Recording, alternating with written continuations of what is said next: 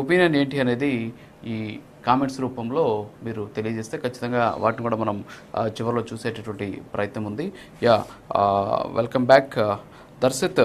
Good morning అండి దర్శిత్ గారు. So ఓవరాల్గా ఇప్పుడు చూసాం మరి నాగమల్లేశ్వర్ గారు కొన్ని అంశాలు మాట్లాడారు. ఇక్కడ ఏంటి అంటే కక్షపూరితంగా వ్యవహరిస్తున్నారు, కార్యకర్త దగ్గర నుంచి ఎంపీ వరకు కూడా వదలలేదు. అలా చేయాలి అని మేము అనుకుని మీ దగ్గర ఎవరు ఉండేవారు కాదు అనేటటువంటి పరోక్షంగా వారు వ్యాఖ్యలు చేసినటువంటి పరిస్థితి. ఏంటి నిజంగానే మీరు కక్షపూరితంగా వ్యవహరిస్తున్నారా? జగన్మోహన్ రెడ్డి గారు అసలు కక్ష లేకుండానే ఆయన పరిపాలన 5 ఏళ్ళు సాగిందే ఏంటి, ఏమంటారు మీరు?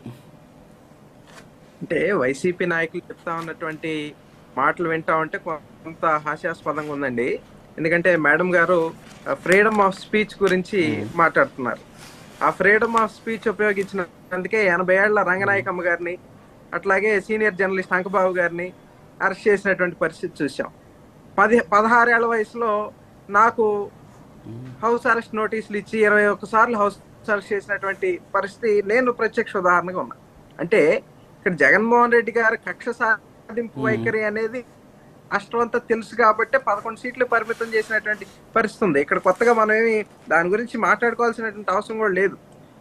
ఒక చిన్న ఉదాహరణ దీని విషయంలో నేను చెప్పదలుచుకున్నానండి. మా జిల్లాకు సంబంధించినటువంటి దేవినేని ఉమామహేశ్వరరావు గారు గతంలో జలవనరుల శాఖ మంత్రిగా పనిచేశారు. అక్కడ ఏమాత్రం పోలవరంలో ఏమాత్రం కూడా ఒక్క అవినీతి ఆరోపణలు చేశారు కానీ ఆధారాలు లేకపోవడంతో ఒక చీఫ్ ఇంజనీర్ ని వైఎస్ఆర్ కాంగ్రెస్ పార్టీ నాయకులు ప్రత్యక్షంగా బెదిరించి దేవినేని ఉమాకి వ్యతిరేకంగా నువ్వు ఒక్క చిన్న స్టేట్మెంట్ ఇస్తే ఉమాను అరెస్ట్ చేస్తాం అని చెప్పి ఆయన తీవ్రంగా ప్రలోభ పెట్టినా కూడా నిజంగా ఆయన ఆ ప్రలోభాలు లొంగకుండా ఉంటే దేవినేని ఉమా గారి మీద కేసు పెట్టడానికి, లేకపోతే ఒక ఎస్సీ ఎస్టీ అట్రాసిటీ కేసులో ఉమా గారిని అరెస్ట్ చేసి జైల్లో పెట్టినటువంటి పరిస్థితి. అంటే ఇవన్నీ కూడా కక్ష సాధింపు కాకుండా మరి ఇంకేంటో కూడా వైఎస్ఆర్సీపీ నాయకులు తెలియజేయాలి. అయితే ఇక్కడ మేము ఒకటే స్పష్టంగా తెలియజేస్తున్నామండి, అరెస్టులు కొన్ని లేట్ అవుతున్నాయంటే ముఖ్యంగా చంద్రబాబు నాయుడు గారు తెలియజేసేది ఏంటంటే ఈ ప్రభుత్వం ఎవరి మీద కక్ష సాధించుకోవడానికి ఏర్పడలేదు. ఎందుకంటే ప్రజలు అంత గొప్ప మ్యాండేట్ ఇచ్చారు ఈ కూటమి ప్రభుత్వం, మాకు కక్ష సాధించుకోవాల్సినటువంటి అవసరం లేదు. కాకపోతే వైఎస్ఆర్ కాంగ్రెస్ పార్టీ ఎలిగేషన్స్ పెట్టడం మాకు ఇష్టం లేదండి. ఖచ్చితంగా పూర్తి ఆధారాలు పూర్తి సాక్ష్యాలు దొరికిన తర్వాతనే మరి ఎవరి మీదైనా సరే చర్యలు తీసుకోవడానికి కూటమి ప్రభుత్వం సిద్ధంగా ఉందని కూడా ఈ విధంగా నేను తెలియజేస్తా ఉన్నా. మనం చూసాం వల్లభనేని వంశీ కానివ్వండి, కాకాని గోవర్ధన్ రెడ్డి కానివ్వండి, ఇటువంటి వాళ్ళు వీళ్ళ మీద స్పష్టమైనటువంటి ఆధారాలు మేము కోర్టులో నిరూపించగలిగాం కాబట్టి వాళ్ళు నెలలు జైల్లో మగ్గిపోయినటువంటి పరిస్థితి ఉంది.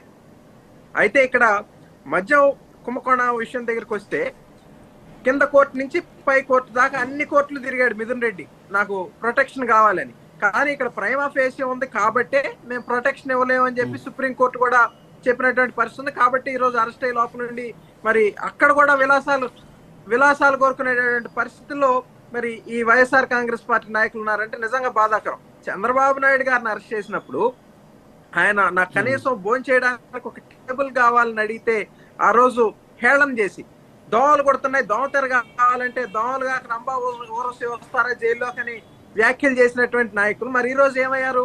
ఈరోజు విటమిన్ పౌడర్లు, తర్వాత యోగా మ్యాట్లు, వాకింగ్ షూస్ అడుగుతాండి. అంటే ఈయన జైలుకి వెళ్ళాడా, పిక్నిక్ వెళ్ళాడా? ఇవన్నీ కూడా వీళ్ళకి కావాలంట. కాబట్టి ఏంటంటే ముందు కర్మ ఈజ్ బూమరాంగ్ అనేది మేము ఖచ్చితంగా నమ్ముతాం. గతంలో వీళ్ళు ఏదైతే చేశారో ఆ పాపాలన్నీ కూడా వీళ్ళు వెంటాడుతా ఉన్నాయి. కాబట్టి ఈ రోజు వీళ్ళు అరెస్ట్ అయినటువంటి పరిస్థితి కూడా ఉంది. అయితే ఇక్కడ ఇంకోటి కూడా నేను ఇందాక మల్లేశ్వర్ గారు తెలియజేశారు, అనంత్ బాబు అరెస్ట్ విషయంలో మీ పోలీసులు అంటున్నారు. అప్పుడు మేము అధికారంలో లేవమ్మా, అప్పుడు జగన్మోహన్ రెడ్డి గారి అధికారంలో ఉన్నారు. 2022 సంవత్సరంలో ఎవరైతే అనంత్ బాబుని సస్పెండ్ చేశామని చెప్తా ఉన్నారు.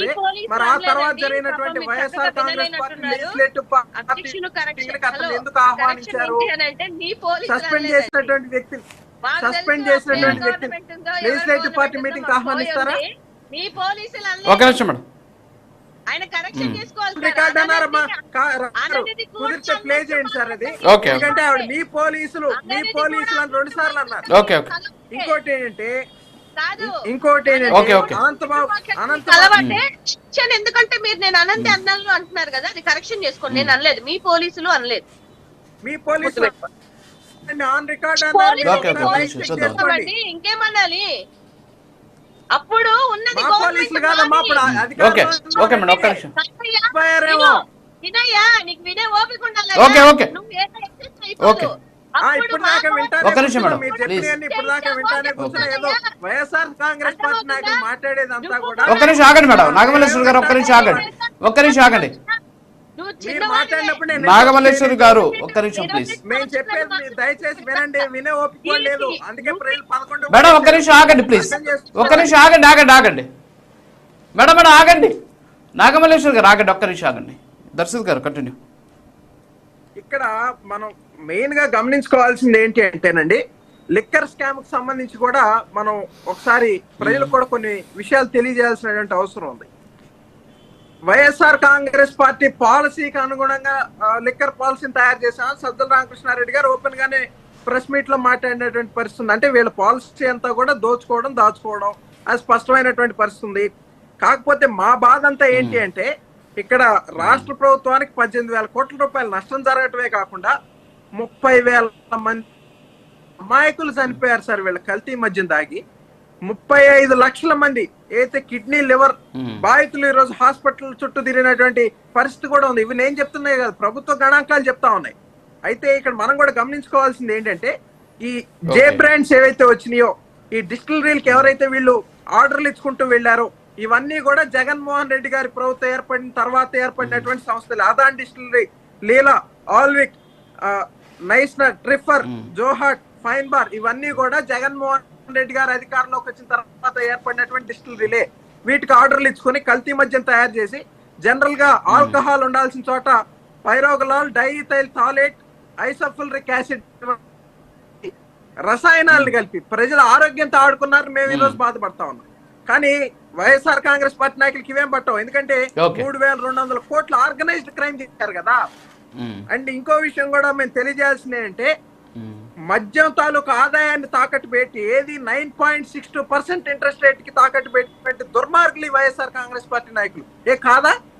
ఇంకోటి ఈ సందర్భంగా ఉన్నాం, ఇక్కడ మద్య కేసుతో పాటు ఈ నాయకుల్ని జగన్మోహన్ రెడ్డి గారు ప్రాంతానికి ఒక చోటా మోటా నాయకుని తయారు చేసి వీళ్ళని జనాల మీద వదిలి ప్రజల ఖనిజ సంపదను కూడా దోసుకోమని చెప్పి వదిలేసి, నాకు మీరు ఎంతైనా దోసుకోండి, నాకు కప్పంగా కట్టండి అని చెప్పినటువంటి ఒక దుర్మార్గకరమైనటువంటి పరిపాలన వైఎస్ఆర్ కాంగ్రెస్ పార్టీ హయాంలో జరిగింది.